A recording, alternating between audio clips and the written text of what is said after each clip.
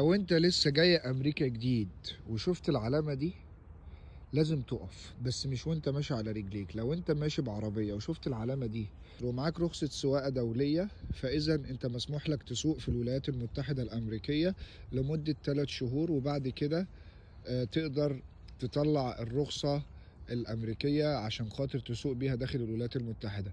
فلو انت جاي أمريكا جديد ومعاك رخصة سواقة دولية من مصر تقدر تسوق بيها، مفيش مشكلة. بس لما تشوف علامة الستوب ساين لازم تقف عليها.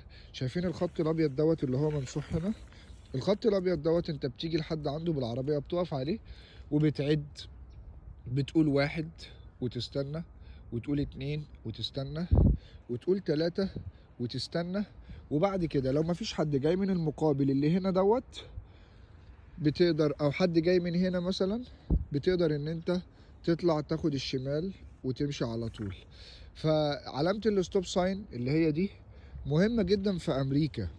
فلو انت لسه جاي الولايات المتحدة الامريكية وشفت علامة الستوب ساين تقف عليها لمدة 3 ثواني، وبعد كده لو مفيش حد جاي تقدر تمشي. ليه انا بقول لك كده؟ لان احنا ما عندناش في مصر علامة ستوب ساين. في ناس كتيرة جدا ممكن ما تاخدش بالها من حاجة زي دي. طبعا انت لو ما وقفتش عليها ال3 ثواني ومشيت وتجاهلت علامة الستوب ساين، وفي ضابط شافك هيوقفك، هيعمل لك مشكلة، هيدي لك مخالفة. وبعدين المخالفة لو نزلت عليك وانت لسه جاي جديد هتعمل لك مشكلة في ان انت تحصل على الرخصة لأول مرة. فعشان تتفادى حاجة زي كده خلي بالك، لو انت جاي امريكا ومعاك رخصة دولية وقررت ان انت تسافر وتسوق في امريكا وانت لسه جاي جديد، خلي بالك من حاجة زي دي. وخلي بالك ان الشرطة بتبقى مستخبية في اماكن حساسة علشان خاطر تشوفك، وعلشان خاطر تراقبك وتشوف تصرفاتك. طبعا زي ما انتم شايفين كده ده جاري اهو، مفيش حد في الشارع زي ما انتم شايفين. بصوا اهو وقف 3 ثواني وراح مشي على طول.